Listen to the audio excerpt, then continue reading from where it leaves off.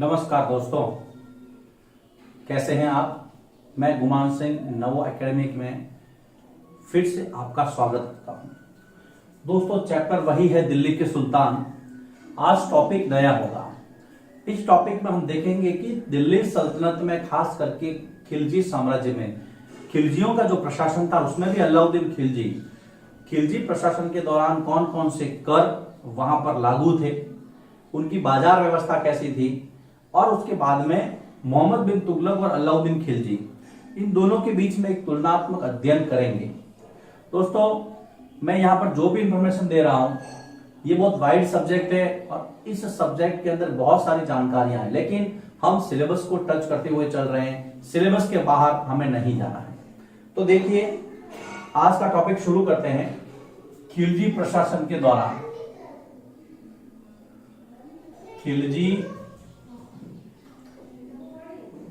खिलजी प्रशासन के दौरान क्या क्या विशेषताएं थी उनके प्रशासन की, जो सबसे इंपॉर्टेंट है। खिलजी प्रशासन के दौरान राजस्व वसूली, राजस्व वसूल कैसे किया जाएगा, उस वसूली का आधार क्या होगा, अर्थात राजस्व का निर्धारण। क्योंकि देखिए, अगर मान लीजिए किसी के पास इनकम नहीं है और आप वहां से राजस्व ज्यादा वसूल करते हैं तो आपके खिलाफ विद्रोह हो जाएगा। इसलिए राजस्व उसी तरह से निर्धारित करे जिस तरह से उनकी आय हो। तो राजस्व वसूली, राजस्व का निर्धारण। एक थी महत्वपूर्ण बाजार प्रणाली। अब बाजार प्रणाली में क्या था? बाजार प्रणाली में एक तो वस्तुओं का मूल्य निर्धारित किया गया। वस्तुओं का मूल्य निर्धारित किया गया। वस्तुओं की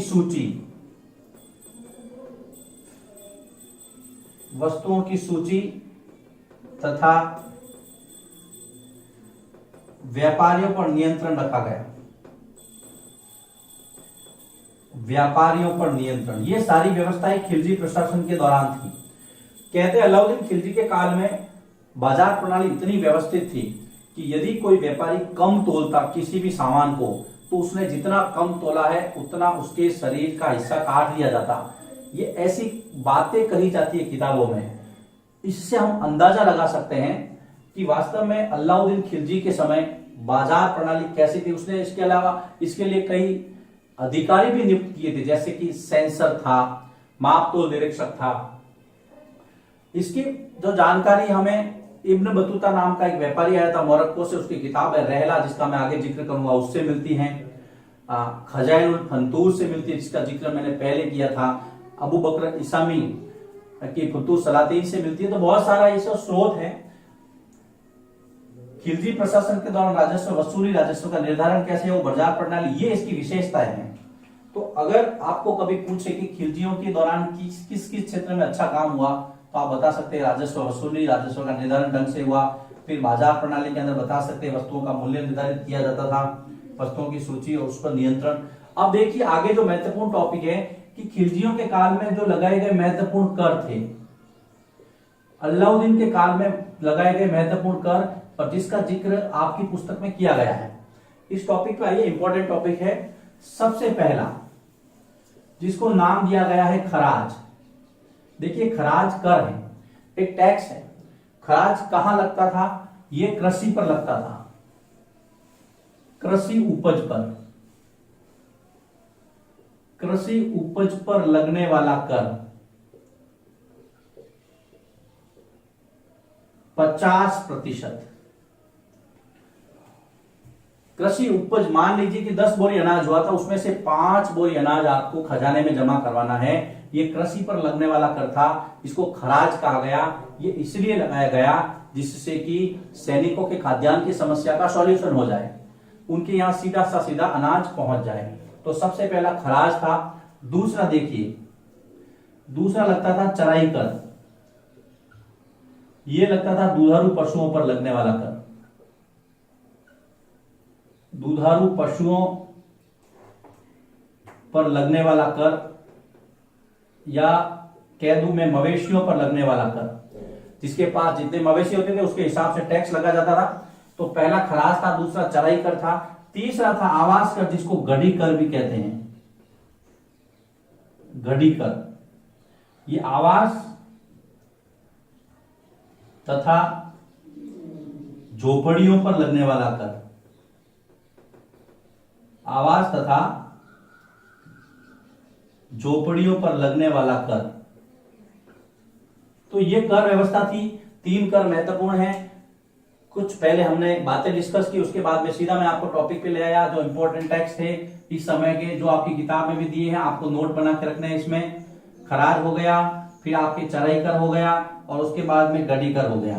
तो 3 कर है, तीनों का विस्तार मैंने आपको बता दिया। 7 क्लास के लिए इतना अगर आप करेंगे तो मैं समझता हूं पर्याप्त है। अब हम अगले टॉपिक की ओर चलते हैं, मंगोल आक्रमण।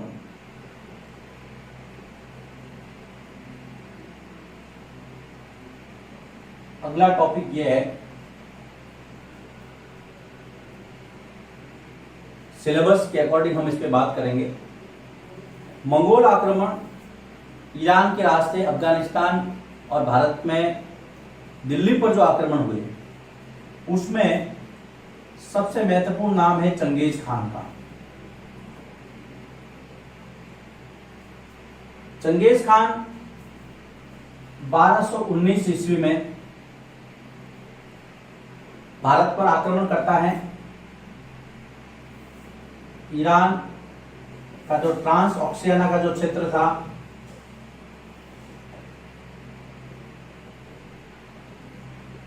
आधुनिक उज्बेकिस्तान, आधुनिक उज्बेकिस्तान। और देखिए ये समय कौन सा था। इस समय भारत के अंदर इल्तुतमिश शासन कर रहा था, जिसके बारे में मैंने आपको चैप्टर के शुरू में बताया था। अब होता क्या है, वहां का एक भगोड़ा शासक ख्वारिज्म का शाह था जलालुद्दीन मांगबरनी। ये जलालुद्दीन मांगबरनी अलग है, खिलजी मत समझ लेना इसको। जलालुद्दीन मांगबरनी का पीछा करते करते ये भाई साहब भारत में एंटर करते हैं। उस समय इल्तुतमिश भारत का शासक होता है, दिल्ली पर इसका इल्तुतमिश का शासन होता है। जलालुद्दीन मांगबरनी इल्तुतमिश से कहता है कि मुझे शरण दो, लेकिन इल्तुतमिश जानता है कि चंगेज खान जो है वो बहुत ही क्रूर एक लुटेरा है। अगर मैंने मांगबरनी को शरण दी तो दिल्ली को इसका आक्रमण झेलना होगा। तो यहाँ पर एक बार 1219 के अंदर वो खतरा टल जाता है, जब इल्तुतमिश इसको जलालुद्दीन मांगबरनी को शरण देने से मना कर देता है। लेकिन ये तो इल्तुतमिश के समय की बात है। उसके बाद में भी भारत पर लगातार मंगोल आक्रमण होते रहे, और उन आक्रमणों का सामना भारत के 2 सुल्तानों ने, अलाउद्दीन खिलजी ने, अलाउद्दीन खिलजी या खिलजी ने, और मोहम्मद तुगलक ने, मोहम्मद बिन तुगलक या मोहम्मद तुगलक, इन 2 राजाओं ने मंगोल आक्रमणों का दृढ़तापूर्वक सामना किया। इसके लिए कई इमारतें भी बनवाई, जिसका जिक्र हम आगे करेंगे। तो मंगोल आक्रमणों में आपको इतना ही ध्यान रखना है, चंगेज खान का आक्रमण 1219 के अंदर उसकी थोड़ी सी झलक देखने को मिली, लेकिन इल्तुतमिश की सूझबूझ के कारण दिल्ली को उसका आक्रमण नहीं झेलना पड़ा। कारण था जलालुद्दीन मांगबरनी। लेकिन सल्तनत के दिल्ली सुल्तान यानी दिल्ली सल्तनत के 2 ऐसे शासक थे मित्रों, अलाउद्दीन खिलजी और मोहम्मद तुगलक, जिन्होंने मंगोल आक्रमणों का बहुत सफलतापूर्वक सामना किया और दिल्ली को उनसे बचाए रखा। अब हम बात करते हैं ऐसे टॉपिक की जिसका जिक्र है, और उसका नाम है इब्न बतूता।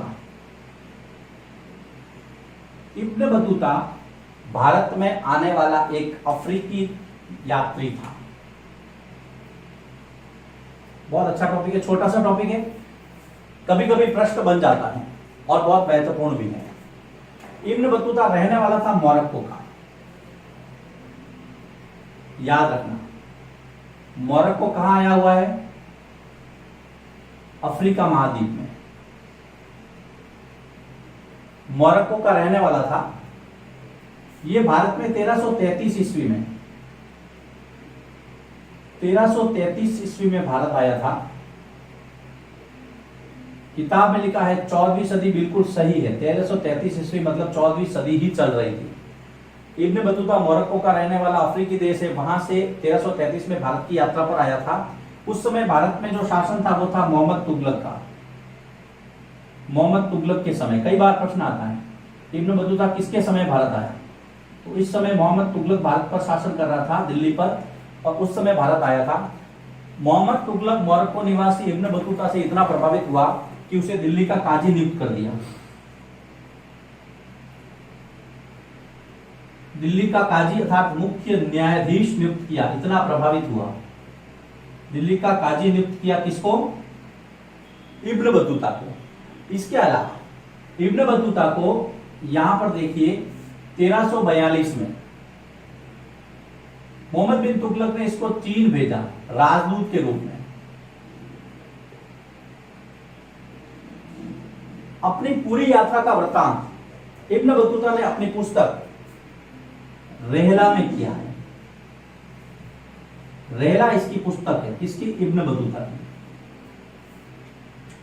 अपनी पूरी यात्रा वृत्तांत जो है वो उसने अपनी पुस्तक रेहला में लिखा। याद रखना, रेहला किसकी पुस्तक है? इब्न बतूता की। ये इसकी पुस्तक है, इब्न बतूता की पुस्तक है। इब्न बतूता देखिए मोरक्को का रहने वाला था। मोरक्को अफ्रीकी देश है। भारत आने वाला एक यात्री था। ये भारत आने वाला यात्री था। किसके समय आया? 1333 में आया। उस समय भारत में मोहम्मद तुगलक का शासन था। मोहम्मद तुगलक इससे बहुत प्रभावित हुआ, इसलिए उसने इसको दिल्ली का मुख्य न्यायाधीश भी नियुक्त किया था, काजी। 1342 में इसको चीन भेजा था राजदूत बना करके इब्न बतूता को। इब्न बतूता ने अपनी पूरा वृत्तांत अपनी पुस्तक रेहला में लिखा। याद रखना, रेहला किसकी पुस्तक है? इब्न बतूता की। देखिए जितनी भी पुस्तकें आती हैं आप उसको नोट करते रहे, क्योंकि एक पुस्तकों की अलग लिस्ट बना दीजिए जब आप नोट लिखे। तो किताब में दिया हुआ एक पैराग्राफ के रूप में कि इब्न बतूता ने जो सुल्तान थे उनकी सुरक्षा व्यवस्था, उनके रहने वगैरह का सुरक्षा व्यवस्था और रहन सहन का जिक्र अपने वृत्तांत में किया है। तो ये आप पढ़ सकते हैं, इसमें कोई कभी प्रश्न नहीं बनता, इसको आप नॉलेज के लिए पढ़े, लेकिन इब्न बतूता के बारे में ये चीजें जरूर ध्यान रखें। तो देखिए इस टॉपिक में हमने क्या देखा? मंगोल आक्रमण, चंगेज खान, इल्तुतमिश से उसका संबंध, फिर दो राजा जिसने मंगोल आक्रमणों का दृढ़तापूर्वक सामना किया, दिल्ली सल्तनत के अलाउद्दीन खिलजी और मोहम्मद बिन तुगलक, और इब्न बतूता के बारे में जानकारी। अब इसको नोट कर लीजिए। अब हम आगे बढ़े। अब हम बात करते हैं अलाउद्दीन खिलजी और मोहम्मद बिन तुगलक के कार्यों का तुलनात्मक अध्ययन की। यहां पर मैंने विषय लिखा है, ये अलाउद्दीन खिलजी है, 1296 से 1316 ईस्वी का। देखिए 20 वर्ष का कार्यकाल था। मोहम्मद बिन तुगलक 1325 से 51, इसका भी लंबा कार्यकाल है, लगभग 26 वर्ष का। अब हम दोनों का तुलनात्मक अध्ययन करेंगे आपके सिलेबस के अकॉर्डिंग, जो आपकी किताब में दिया गया है एनसीईआरटी में। सबसे पहला जो विषय लेते हैं, हम लेते हैं मंगोल आक्रमण। मंगोलों के आक्रमण में दोनों का जो रवैया था, देखिए यहां पर 2 बार मंगोल आक्रमणों की बात हुई है। अलाउद्दीन के काल में 2 बार मंगोल आक्रमणों की बात हुई है। एक 1299, कभी कभी 1300 भी बताते हैं, और एक यहां पर 1302, 1303 भी बताते हैं। इस मंगोल आक्रमणों का सामना करने के लिए अलाउद्दीन ने एक स्थायी सेना का गठन किया, स्थायी और मजबूत सेना का गठन किया और सफलतापूर्वक मंगोल आक्रमणों का सामना किया। यह आपको ध्यान रखना है। मंगोल आक्रमणों का सामना करने में अलाउद्दीन की जो नीति थी वो थी रक्षात्मक नीति। ये रक्षात्मक नीति थी इसकी नीति थी आक्रामक नीति, इसकी थी रक्षात्मक। अब हम आते हैं मोहम्मद बिन तुगलक। मंगोल आक्रमण पर इसका क्या रवैया था? शुरुआती वर्षों में, जो शुरुआती साल थे इसके कार्यकाल के, शुरुआती वर्षों में मंगोलों को हराया। इसका मतलब यहां पर भी यह सफल रहा था, मंगोलों को हराया। लेकिन इस जीत से उत्साहित होकर के इसने ट्रांसऑक्सियाना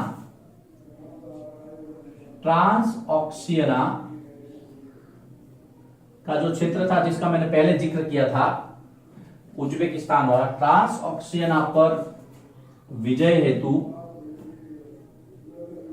सेना का गठन किया, लेकिन हुआ क्या? सेना का गठन किया, लेकिन इसकी ये योजना असफल हो गई, इसको ये क्रियान्वित नहीं कर सका। 1327 में इसकी पहली असफल योजना।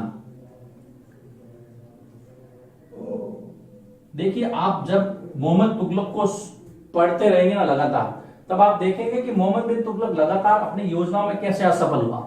ये जो पहली ट्रांस ऑक्सियाना को विजित करने के लिए उसने 1325 में कार्यभार संभाला, शुरू में मंगोलों को हराया, लेकिन बाद में उसने देखा कि अब मैं उससे आगे बढ़ सकता हूं, लेकिन अपनी सेना का गठन तो किया, लेकिन वहां पर फिर जो राजनीतिक परिदृश्य बदल गया, तो इसने विजय का जो मन है वो वापस खींच लिया।